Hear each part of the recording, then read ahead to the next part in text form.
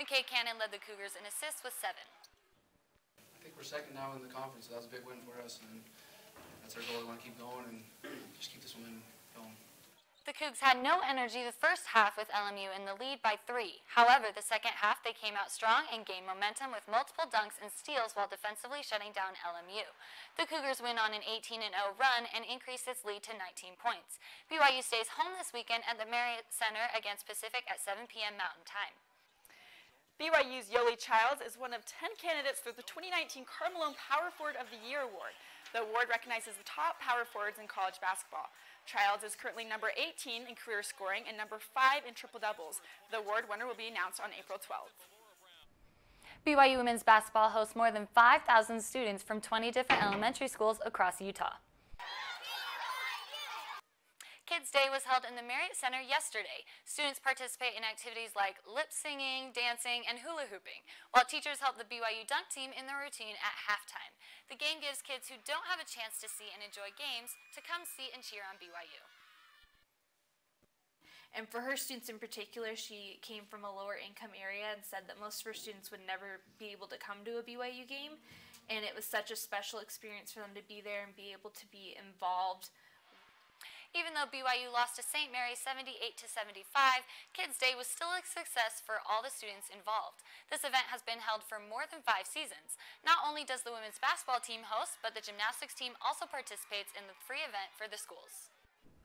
Schools across the nation strengthened their football programs during signing day on Wednesday. Sportsline reporter Lindsay Carroll has more on BYU's new recruiting class.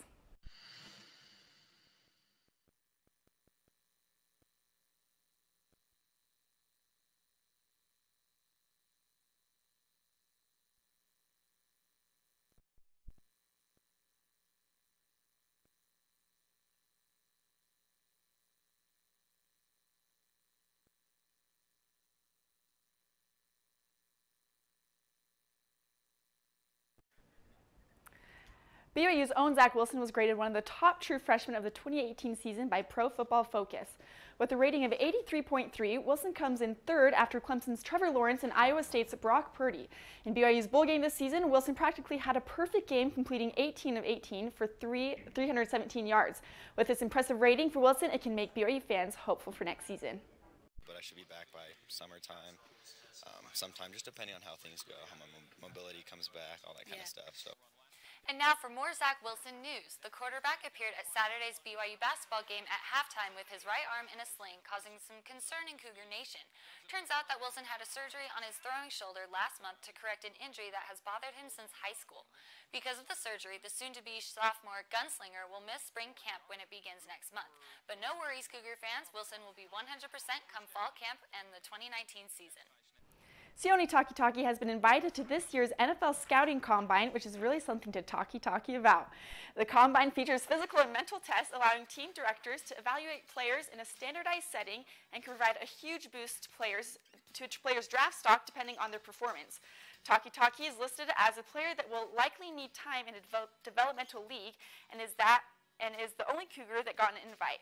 The Combine is scheduled to commence February 26th. Corbin Kaufusi is generating some buzz by appearing on a mock draft for the Cincinnati Bengals. The mock-up has him going as the 199th pick despite his season-ending knee injury back in November. During his 3-year career with the BYU football program, Kaufusi had 35 games played with 146 tackles, 18.5 tackles for loss, and 16 sacks. Kaufusi also had 4 pass deflections and 2 forced fumbles. Utah signed 4 players on National Signing Day, with Utah State adding 16 to their roster. Utah's big prospects include 4-star running back Jordan Wilmore. He joins new signee Bamilde Oslinier, a 6'7", 332-pound offensive lineman from England. Utah State's key signings include Orem offensive lineman Hunter Hill, former teammate and quarterback Cooper Legault, as well as running back Jalen Warren. BYU men's volleyball lost their 3rd consecutive match on Wednesday night in California, falling to the 5th-ranked Pepperdine. Gabby Garcia-Fernandez led the Cougars with 13 kills and 3 blocks throughout the night, but the Cougars were unable to make up the gap. Pepperdine won from the first set. BYU's next game will be against the 4th-ranked UCLA Bruins this Saturday in Los Angeles at 7 p.m.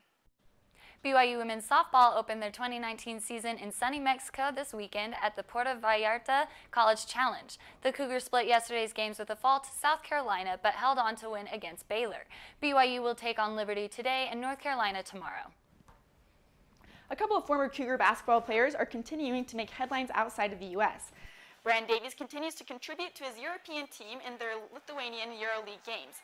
Davies finished with 8 points and 2 rebounds in 15 minutes of play during Zalgiris' EuroLeague loss to FC Barcelona yesterday. In Toronto, former Cougar Kyle Collinsworth is also making contributions to the Raptors' G League team, Raptors 905. The Big Russia is averaging 10 points per game while also hauling in 7 rebounds and dishing out 3 assists for the team. Team captains LeBron James and Giannis Antetokounmpo announced their teammate selections for the NBA All-Star Game that will take place on February 17th in Charlotte, North Carolina. And what Michael Jordan record did Russell Westbrook break against the Memphis Grizzlies?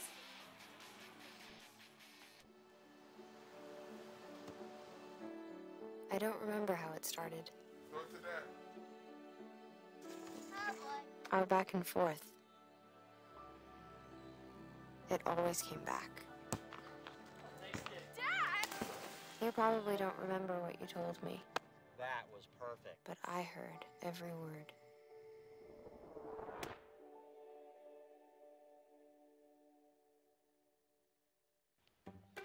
What's Beethoven's favorite fruit?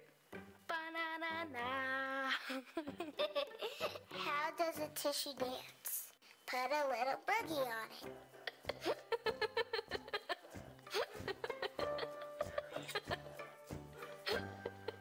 Hey, Bobo, do trees tell each other stories? I'm sorry. I'm afraid I don't know that. Hey, why don't we go find out? Listen.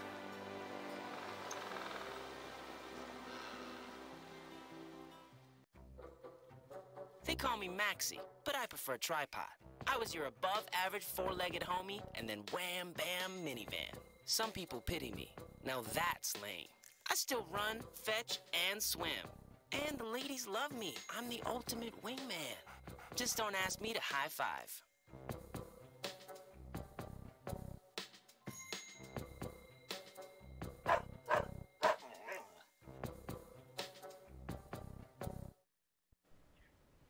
A fire has killed 10 people from Brazilian soccer club Flamengo at around 5 a.m. local time. 6 of the victims were teenagers and members of the youth academy. The remaining 4 were club employees. Soccer stars and fans all over the world have been offering their condolences amid the tragedy. Police confirm the body found in a plane wreckage in the English Channel is that of missing Argentine soccer player Emiliano Sala. Sala was leaving French club Nantes to sign for new club Cardiff City in Wales when the light aircraft he was traveling in disappeared. Frank Robinson, who was the first African-American manager in Major League Baseball, died on Thursday at the age of 83. The outfielder and first baseman achieved numerous honors over the years, including MVP in both the National and American Leagues and a Hall of Fame induction in 1982. His presence will be greatly missed. The city of Boston came out in big number to celebrate and see the Patriots for their post-Super Bowl parade, but who got themselves a little injury among the celebrations. Patriots linebacker and former BYU athlete Kyle Van Noy paid show host and Patriots critic Max Kellerman a visit to give him a piece of his mind. The NBA trade deadline day is over with teams remodeling mid-season.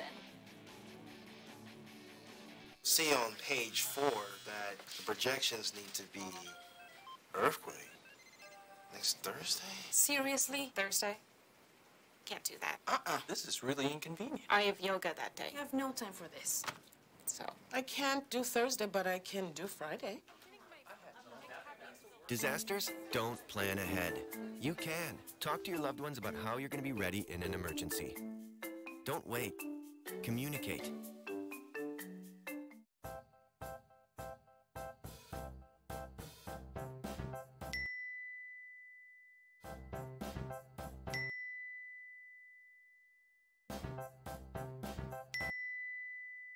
Planning the right amount of food is hard. The Guestimator makes it easy. Just tell it who's coming and what's for dinner. Then it tells you how much to make. And yes, it even plans for leftovers. Try it at SaveTheFood.com. When they test you, stand firm and move only when you hear the seatbelt click that says they're buckled in for the drive. Never give up till they buckle up.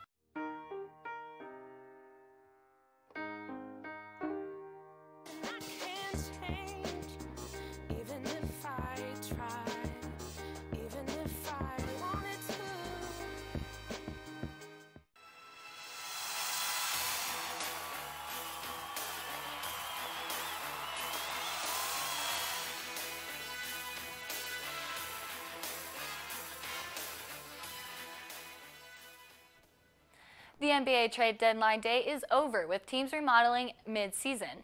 The high-profile trades that happened yesterday include the 2017 #1 pick Markelle Fultz. He was traded from Philadelphia to the Orlando Magic. Fultz has been sidelined since November 19th after being diagnosed with thoracic outlet syndrome.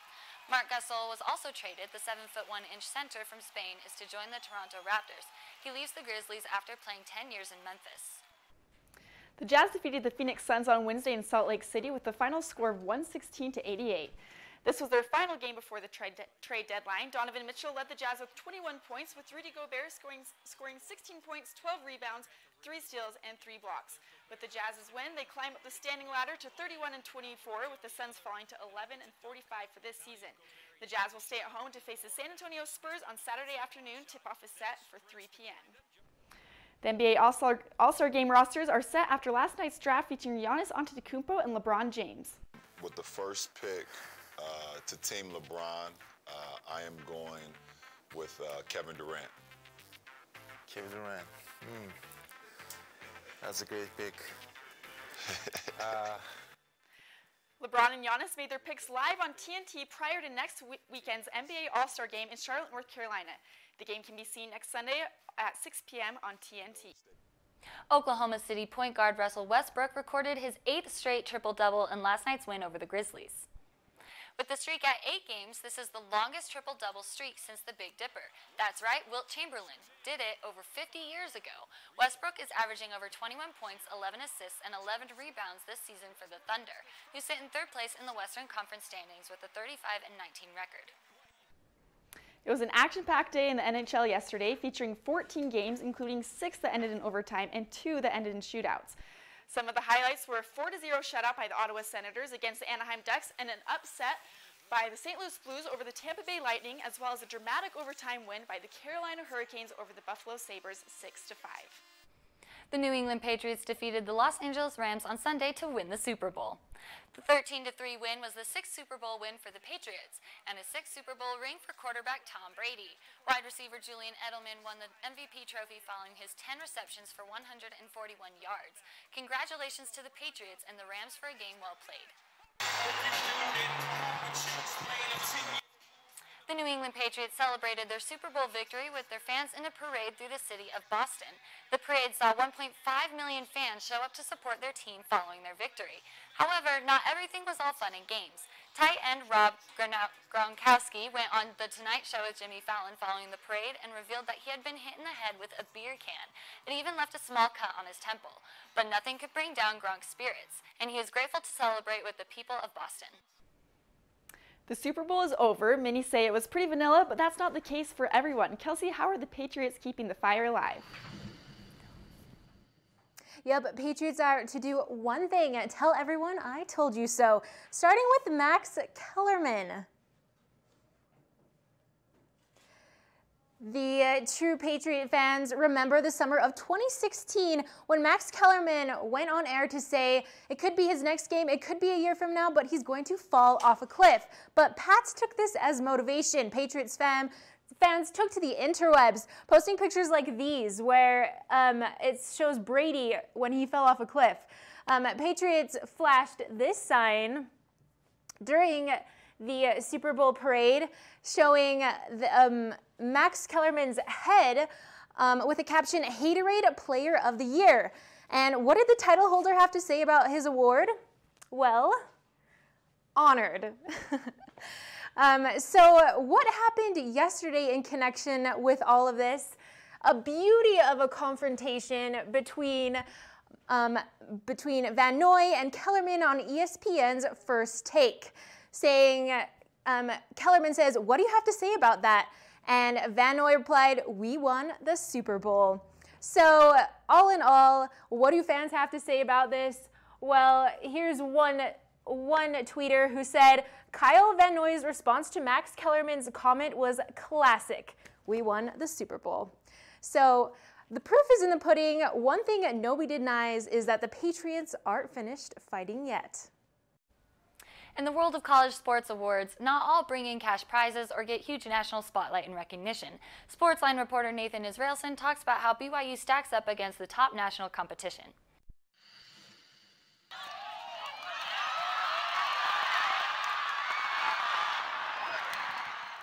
Sure. So the Director's Cup is a thing that's been going on for about 25 years. This is its 26th season. And it ranks the athletic department's success across all the sports. So you score points in the various sports, and then the point total is added together to give you kind of your overall point total at the end of the year in July. In the fall, the Director's Cup considers 8 fall sports, but BYU only competes in 5 and performing far above average in all of them. So our fall sports are men's and women's cross country, soccer, women's volleyball, and football. And we scored points in all 5 of those this year, which led to our, number 5 ranking for coming out of fall semester. The key contributors for the top 5 finish were men's cross country on the one hand, finishing second in the national championship, and women's volleyball, who finished in the top 4 in the national tournament. But what is the point of this award if there's nothing attached to it in regards to money or scholarships? The main thing is just to kind of see how your overall athletic program is doing, how the health of it. And over the 25 years of the program, our average national ranking at the end of the year has been 31, which shows that we're certainly one of the top programs in the country. When you realize Division I, there's probably 300 plus programs out there, and we tend to do really well across the board. Reporting for Sportsline, I'm Nathan Israelson. Schools across the nation strengthened their football programs during signing day on Wednesday. Sportsline reporter Lindsay Carroll has more on BYU's new recruiting class. Signing day is a huge deal, and on Wednesday, BYU football added more to their 2019 class. Today, when we sign this class of young student athletes, it'll change their lives. The Marriott Center was transformed on Wednesday as BYU football officially welcomed their new recruits to the family. 4 new players signed with the Cougars throughout the day, and 14 others had already committed during the early signing period in December. The 18 new recruits come from Utah, California, Arizona, Hawaii, Colorado, and Texas, and as a whole were recruited by 47 schools across the nation before choosing BYU. BYU added offensive and defensive linemen, defensive backs, tight ends, wide receivers, running backs, and 4-star quarterback Jacob Conover. In high school, Conover threw for over 10,000 yards with 102 touchdowns and turned down offers from schools like Alabama and Oregon State to sign with BYU in December. Football and the atmosphere it creates with faith in football, it's just a place to be. And that's the kind of culture the coaching staff tries to create through recruiting. Making sure we're bringing guys who fit the culture, and it shows on the field, regardless of who's out there. You need talented players, but you need the guys the right players too, that fit.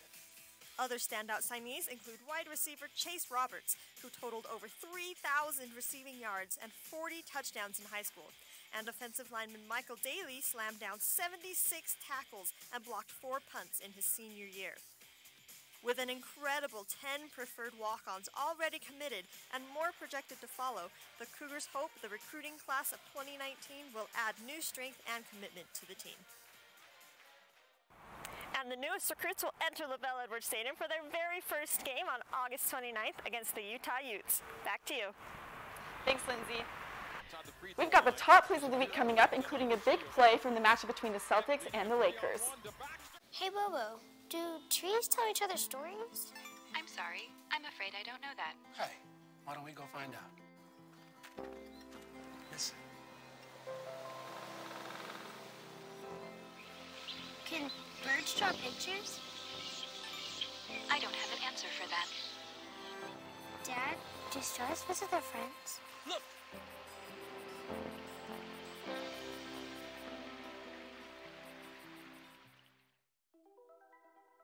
Todd's a great guy. I mean, look at him. What a sweetheart.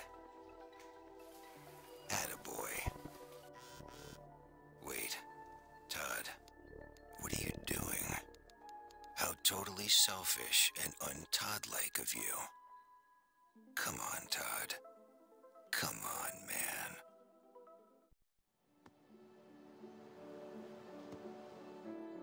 I don't remember how it started. Our back and forth. It always came back. Dad! You probably don't remember what you told me, That was perfect. but I heard every word.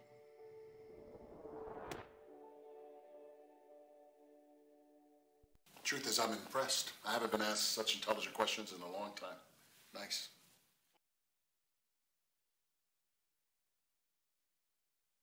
These are cool. Did you, what did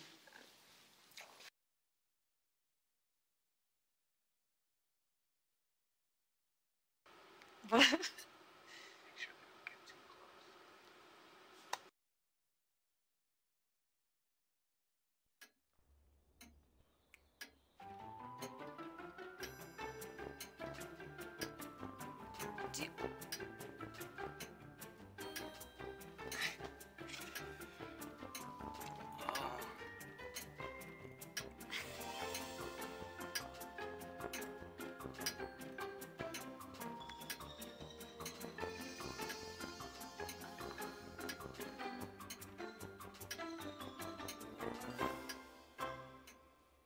Listen, you're my friend. I noticed you haven't really been yourself recently. Yeah, I feel like something's up. How are you? Are you okay? Is there anything you want to talk about? I just want to know how you're feeling. And listen, even if you don't know what to say, I'm here to talk. No matter what you're going through, I just want you to know I'm here. I've got your back. When you want to talk, I'm here.